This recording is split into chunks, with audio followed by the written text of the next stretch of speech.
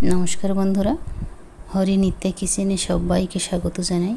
আজ শেয়ার করব ভীষণ টেস্টি একটা রেসিপি, চিকেন শিক মশলা কাবাব। তো সবার প্রথমে একটা মিক্সার জারে নিয়ে নেব চিকেন কিমা 250 গ্রাম মতো। তারপরে এর মধ্যে দিয়ে দেব ভাজা পেঁয়াজ, একটা ভাজা পেঁয়াজ নিয়েছি। দিয়ে দেব গরম মশলার গুঁড়ো, ভাজা জিরে গুঁড়ো, গোলমরিচ গুঁড়ো, লঙ্কার গুঁড়ো, আদা রসুন বাটা, আর দিয়ে দেবো এখানে ব্রেড স্লাইস। তো আমি এখানে 3টে ব্রেড স্লাইস নিয়েছি, একদম ছোট ছোট বলে, বড় হলে 2টো নিলে হয়ে যাবে। তারপরে এগুলো পেস্ট বানিয়ে নিয়েছি। পেস্ট বানানোর পরে একটা বাটিতে নিয়ে নিয়েছি, একটু নুন দিয়েছি আর একটু লেবুর রস দিয়ে দেব। তারপরে দেব এখানে 1 চামচ মতো ঘি বা বাটার। তো ভালো করে এবার এগুলো মেখে নেব।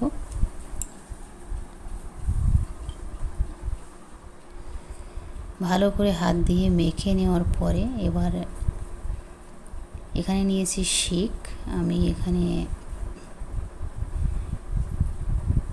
কাটি নিয়েছি, যে কাবাব বানানোর যে কাঠিগুলো হয় কাঠের, এই কাঠিতে ভালো করে এগুলো এইভাবে লাগিয়ে একটু মুঠো করে গোল করে নেব।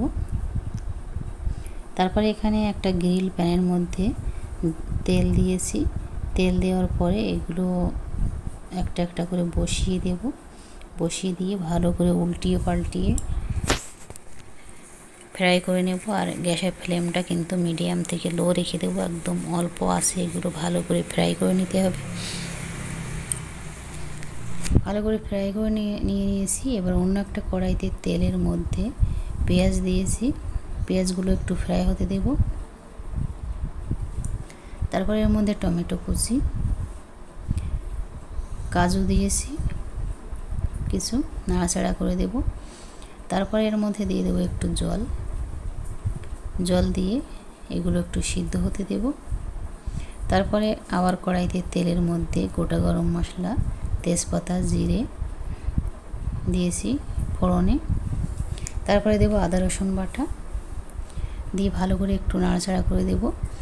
তারপরে এর মধ্যে দিয়ে দেব নুন স্বাদ মতো, হলুদ গুঁড়ো, কাশ্মীরি লঙ্কার গুঁড়ো দেব,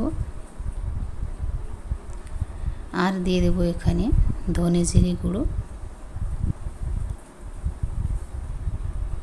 আর দিয়েছি একটু গরম মশলার গুঁড়ো। দিয়ে আবারও ভালোভাবে মিশিয়ে নেব। এগুলো মশলাগুলো ভালো করে নাড়াচাড়া করে নিয়ে যে পেস্টটা বানিয়েছিলাম পেঁয়াজ, টমেটো আর কাজুর, সেই পেস্টটা দিয়ে দিয়েছি।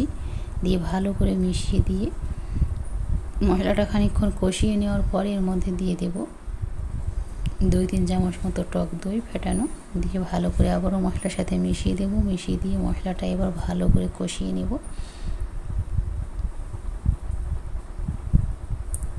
তারপরে এর মধ্যে অল্প একটু জল দিয়ে দিয়েছি মিক্সারটা ধুয়ে গ্রেভির জন্য। তারপরে ভালো করে মিশিয়ে নিয়ে আরও একটু জল দিয়ে দেব।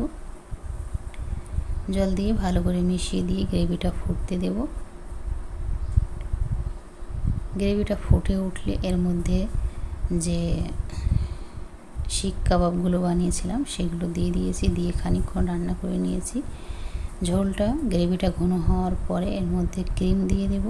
ক্রিম দিয়ে ভালো করে মিশিয়ে দেব। মিশিয়ে দিয়ে নামিয়ে নেব। তো তৈরি হয়ে গেছে ভীষণ টেস্টি চিকেন শিক মশলা কাবাব। অবশ্যই